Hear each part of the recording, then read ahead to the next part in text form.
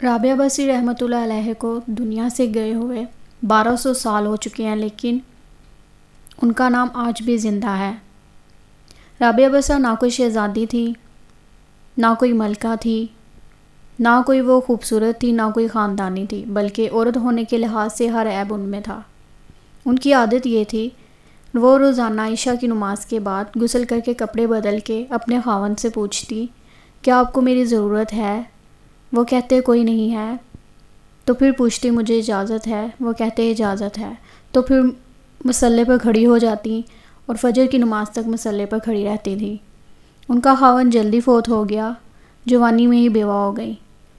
تو حسن بصرہ کے امام، کیا سارے مسلمانوں کے امام تھے، وہ خود آئے، خود چل کے کہ میں آپ سے شادی کرنا چاہتا ہوں۔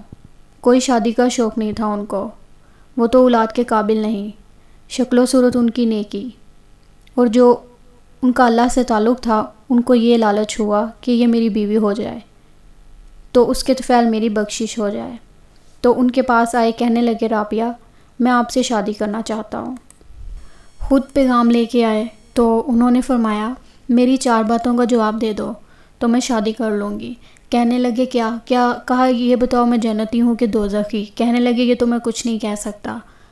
اچھا یہ بتاؤ جب اللہ تعالیٰ قیامت میں اعمال نامے اڑائے گا، کسی کے سیدھے ہاتھ میں کسی کے الٹے ہاتھ میں آئے گا، میرے سیدھے ہاتھ میں آئے گا کہ الٹے ہاتھ میں؟ کہنے لگے یہ بھی کچھ نہیں بتا سکتا۔ کہنے لگے اچھا یہ بتاؤ کہ جب اللہ نیکیوں کو تولے گا، کسی کی نیکیاں بڑھ جائیں گی، کسی کے گناہ بڑھ جائیں گے، میرے گناہ زیادہ ہوں گے، نیکیاں زیادہ ہوں گی؟ کہا یہ بھی نہیں بتا سکتا۔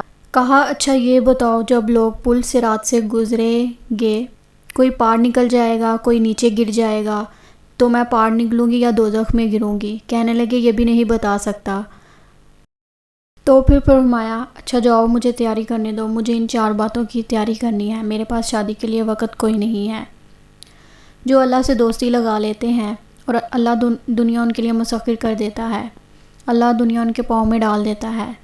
اور جب ان کا انتقال ہوا، رات کو ان کا انتقال ہوا، تو اپنی خادمہ سے کہا بس 2-4 آدمی بلا کے مجھے جلدی سے دفن کر دو، کسی کو نہ بتاؤ، صبح لوگوں کو بتا دینا، اور مجھے کفن دینا میری اسی چادر میں جس میں میں تہجد پڑھا کرتی تھی۔ تو انہوں نے راتوں رات دفن کر کے صبح اعلان کیا، شور مچ گیا، ہائے کیوں بتایا کیوں نہیں؟ تو اگلی رات ان کی خادمہ نے ان کو خواب میں دیکھا، سبز لباس پہنا ہوا، حسن و جمال سورج چہرے پہ چمک رہا۔ پوچھا آپ کے ساتھ کیا ہوا؟ کہا میرے اللہ نے میرے ساتھ بہت عمدہ معاملہ کیا۔